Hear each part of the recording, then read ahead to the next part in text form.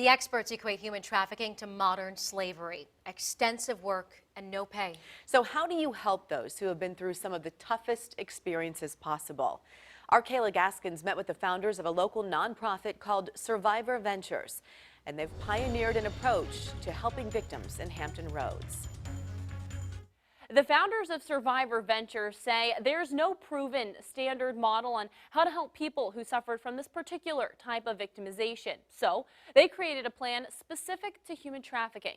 The goal? Economic empowerment, achieved by turning victims into independent, successful small business owners. Human traffickers have robbed 24.9 million people across the globe of their freedom. That, according to a June report by the State Department. Hampton Roads is far from immune. Tiffany McGee, one of the founders of Survivor Ventures, says anywhere from 40 to 80 victims are identified in our area every year. It's hard to know that's going on and that people are trying to come out of that and recover and not help. How to help is the multi-million-dollar question. McGee, a colleague Centoria Herald, and their team have an innovative idea.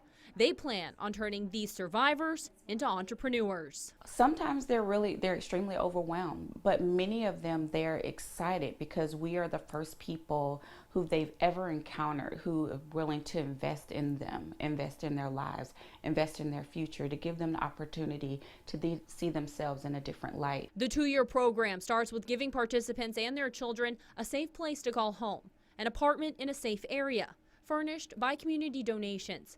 For the first 3 months, Survivor Ventures covers 100% of rent.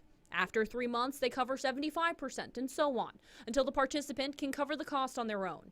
Next, Survivor Ventures partners with a local small business to employ the victim. And when I say small business, I mean really small mom and pop businesses. And they might not be at the point where they can hire their first employee. That's where we come in.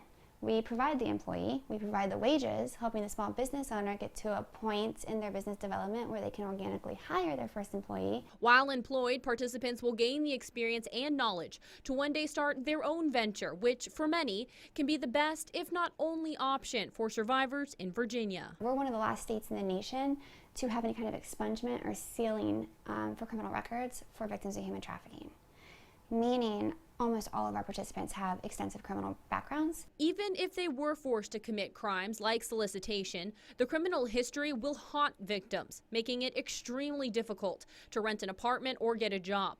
But if survivors can own their own business, be their own boss, make their own money, their chances of succeeding in the world are that much greater. Survivor Ventures currently has 8 participants who are a few months into the program. They're currently funded by private donations. If you'd like to help, we have that information under this story on wavy.com. I'm Kayla Gaskins, 10 on your side.